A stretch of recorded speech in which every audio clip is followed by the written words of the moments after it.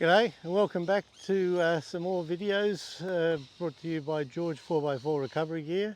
I'm Dave, out and about with Dave, and I'm working with George to deliver this program.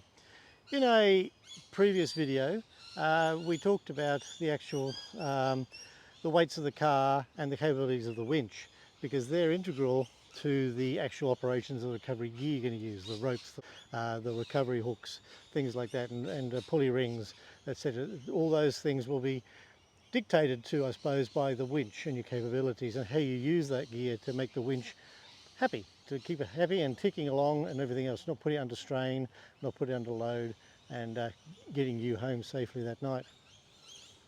So I'm going to open up the bonnet now and I'm going to turn the winch on, and then we're going to look at what we can do to get it all together.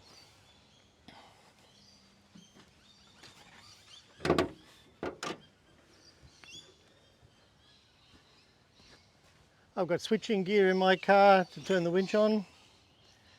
Another little thing I put on this winch is I put a light there. You may see at times, bright yellow light. It tells me that the relay and everything else is on.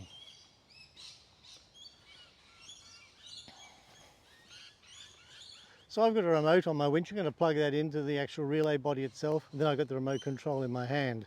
There's simply an in and out function on it to let the winch in or let it out. So let's plug him in. That's in and on. But what I'll do now is I'll disengage the clutch that's on here.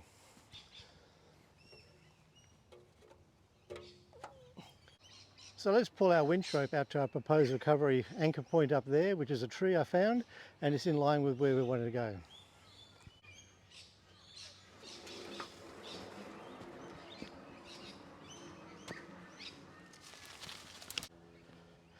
Okay, so the winch rope is out. Now let's have a look at what we're going to do with the tree end of things. We're going to look at the anchor point itself, okay? So I've now dug into my recovery bag that Tony's given me, and I've got myself a tree protection strap which I'm going to put around the tree.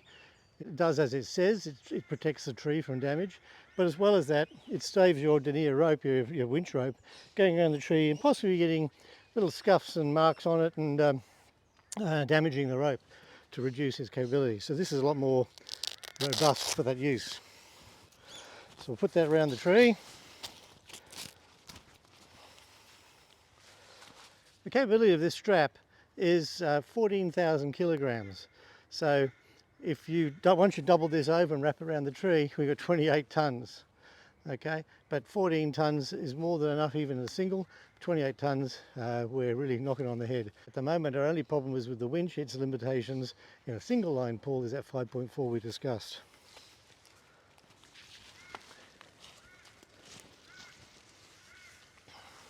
So put that around.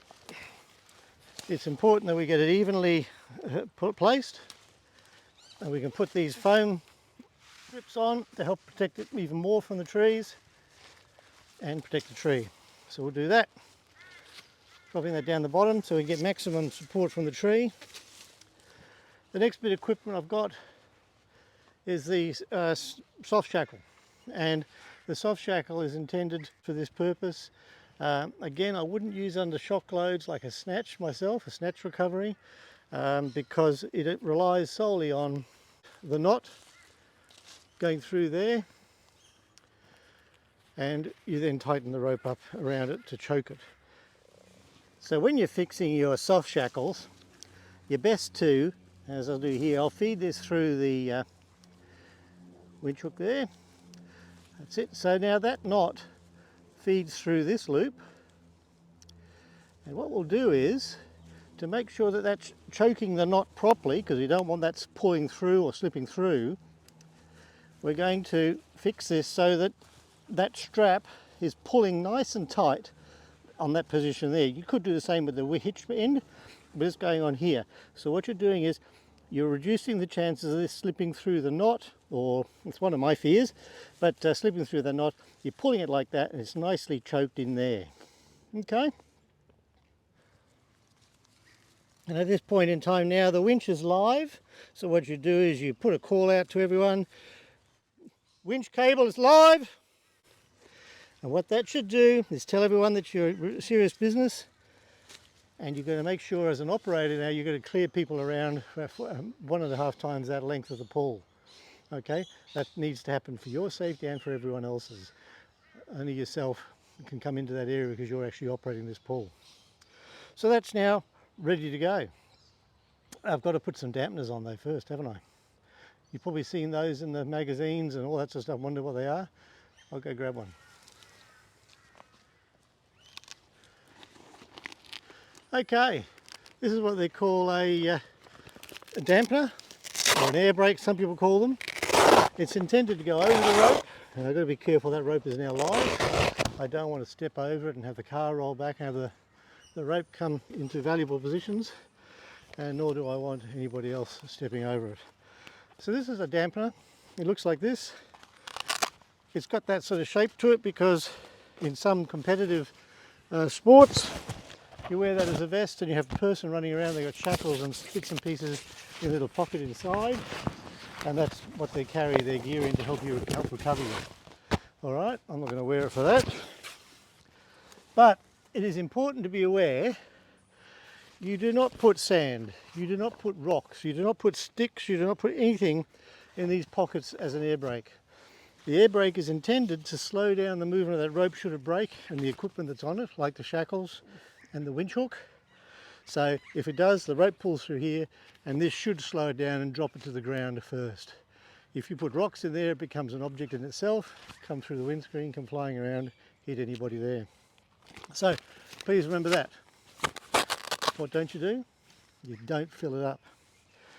So we're going to place this now over that rope and we're going to be ready to go. So when you put your dampeners on, it's best to put it about a halfway or a third way either side. So looking at the risks and things like that, I've got two. I'm going to put them on now, one at this third and the other at a third closer to the anchor point. The idea being these, if anything does break, they'll arrest it sooner than later. Having two, of course, gives you a little bit more safety margin.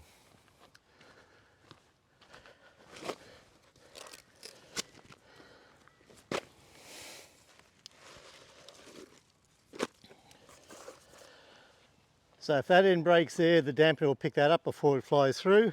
If this end breaks, this dampener will pick it up, and obviously both of them will pick it up as well. So I think ready to go. So because I'm by myself, what I'm going to do now is just winch the car in a little bit and just make sure that this setup here is working correctly. So winding it in.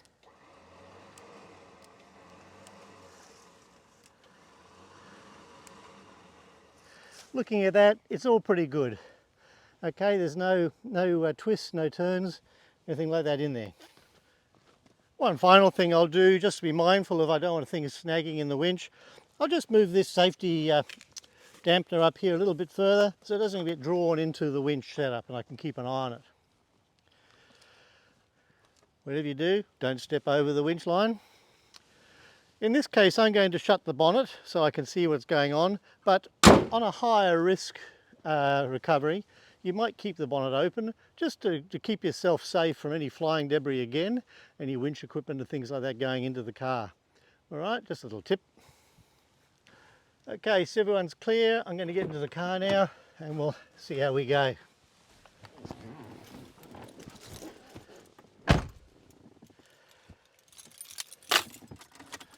Starting the engine. Keep the engine on because the engine is charging the battery that the winch is drawing on, so you don't want to drain your battery and that way you won't be able to drive anywhere afterwards. So now I'm just going to put it into neutral.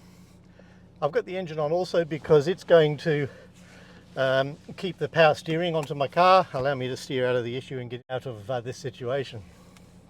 So winching in, taking up the strain, I can feel that pulling. Okay, so here we go. Powering on for about 10 seconds and give it a break. I'll break for about 10-20 seconds or so. The timings will vary. In fact, you may want to, on a big, long, hard pull, give it a longer break and shorter winching. So I'm still coming out of this now, driving forward. Winch paused again. It's going well so far. I'm just looking around me, everything's fine. I can feel the back starting to pull up. It comes a situation, as I mentioned in an earlier video about the 1 metre rule. I'm probably out of trouble now, but just for the sake of this demonstration, I'll go another step. I could have driven out just then, but I'm just going to go a little bit further, and here I am. I'm up on the level, so I'm pretty good to drive out of here.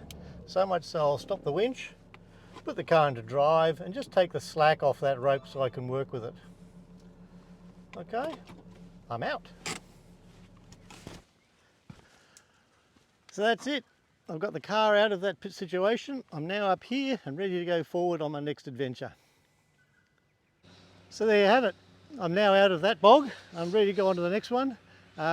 As I say, that was a really simple one. The winch wasn't under any extreme loads there. It was just a single line pull, pulling that car up, had a little bit of a rut there. In this case, let's pretend I was stuck in that boggy hole there. I wasn't getting tractions. I didn't have diff lockers. One of my wheels was spinning, the other one wasn't, blah, blah, blah. So it was just a simple pull up that hill, and we were well within our 5.4 capabilities of the winch, bringing that 3-ton car up that slope. So, hope that made sense to you. If you've got any questions, drop me a line or give Tony a ring. He's more than happy to chat. That's a single line pull. Next we'll go on to a double line pull. I might find some a little bit steeper just for the fun of it, and we'll do a double line pull. Okay, just to show you how the car works with that one and the extra little tools we need at the anchor point side of things, and the tools we need for the car as well. Anyway, we'll do that in the next episode. Thanks for listening, and as I say, I hope you enjoyed it. Like and follow and wherever those buttons are, and drop us a line if you need to. See you out there. Something else to be mindful of in a single line pull is that the more rope you have off the winch, the better your pulling power will be, because it's a shorter circumference for the winch to pull on, so it's getting more power. If you only take out enough just to get to a 10-metre tree away or something like that, you'll still have a lot of rope on the winch, and it'll be pulling into the rope and creating a nest, but also it won't have the same pulling power because the circumference is now bigger. So that pulling power is lost in the winch. So just something to be mindful. That's why I dragged it out quite a way up there, and just reflect on that. And however, when we do a double line pull or even the 4-line Spanish Burton, it won't be an issue because we've got a lot of rope out already. So just keep an eye on that.